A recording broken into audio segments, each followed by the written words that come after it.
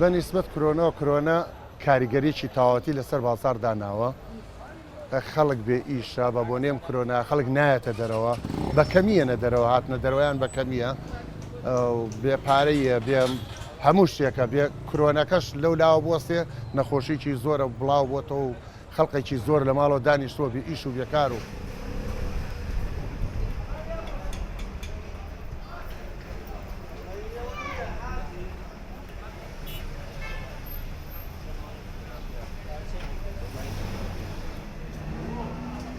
جاران کا کەشتی کۆنە مەفرۆشۆمانە لە ماڵە تەلەفۆنیان بۆ کەشتە بۆ وەڵام بەسا کەشتی ماڵی خۆی نافرۆشە لەبەر احتیاجی داماوی جا لەبەر ئێستا هیچ شتێک نەماوە کەس پێ بڵێ کاکە وەرشتی کۆنە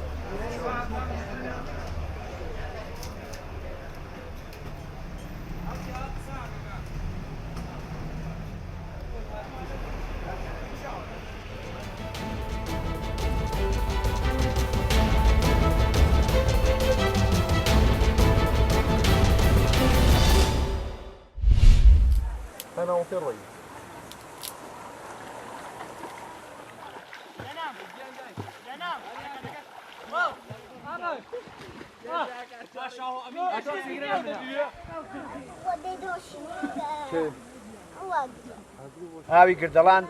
بۆ هاوین ئێمەتین خۆمان فێنکەکەینەوە لەم گەرماوە ئەم ئاوە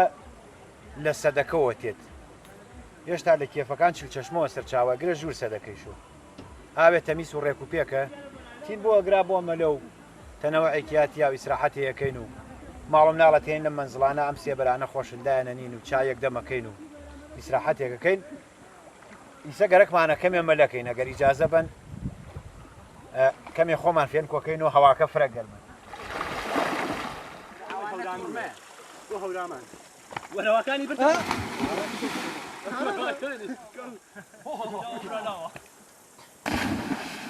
بە هاوینان هاتین بۆم چەمە بۆ مەلە لە پارێک بۆ مەلە فێر بووینە ئەم فڕانە جەمەوینەوە زوو زوو بشمارتین بۆ مەلە بۆم چەمە یانێ ئەو نەتینە و نەتین گومبی لەم چەمامان دۆزینە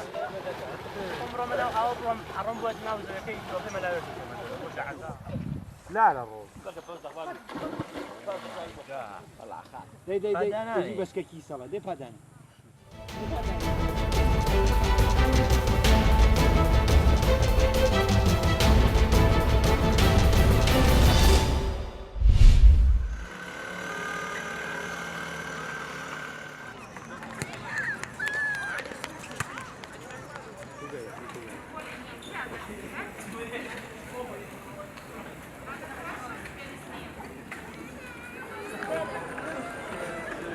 Мы сейчас находимся на улице Ленина. Это самая популярная улица города, потому что здесь очень красиво. Здесь много различных локаций, как для фотографий, так и просто для прогулки. Да, я чувствую, потому что во время эпидемии людей стало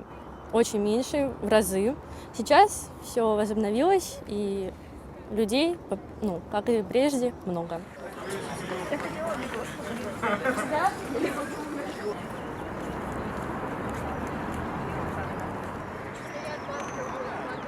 Меня зовут Маша, мы находимся в центре города Орла на площади Ленинской. Так как город маленький, а площадь большая, здесь собирается и молодежь, и семьи. Здесь можно отпустить детей свободно, потому что проезжая часть находится достаточно далеко, и полицейские охраняют.